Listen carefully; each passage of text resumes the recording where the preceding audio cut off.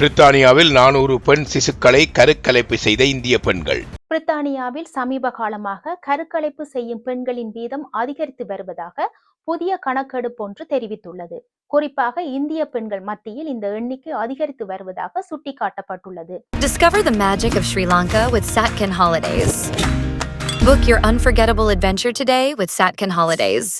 கருக்கலைப்பு தொடர்பில் ஆலோசனை வழங்கும் பிரித்தானிய தொண்டு நிறுவனம் ஒன்று பாலின ரீதியாக கருக்கலைப்பு செய்வது சட்டவிரோதமானது அல்ல என கூறுகின்றது.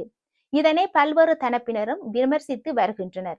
பிரித்தானியாவில் வசிக்கும் இந்திய பெண்கள் ஆண் குழந்தைகளை பெற்றுக் கொள்வதற்கு கட்டாயப்படுத்தப்படுவதாகவும் இதனால் ஸ்கேன் பரிசோதனைகளை தொடர்ந்து கருக்கறுப்புகள் முன்னெடுக்கப்படலாம் எனவும் தெரிவிக்கப்படுகின்றது. 2021 வரையிலான 5 ஆண்டுகளில் இந்திய வம்சாவளியைச் சேர்ந்த பெண்கள் பாலினத்தின் அடிப்படையில் 400 சிறுமிகளை கருக்கலைப்பு செய்திருக்கலாம் என்று அஞ்சப்படுகின்றது. ஆனால் பிரித்தானிய சட்ட விதிகளின் அடிப்படையில் பாலினத்தின் அடிப்படையில் மட்டும் கருக்கலைப்பு செய்வது சட்டவிரோதமானது. கருக்கலைப்பு சட்டத்தின் கீழ் பாலினம் ஒரு சட்டபூர்வமான காரணம் அல்ல என்று கூறுகின்றமை குறிப்பிடத்தக்கது.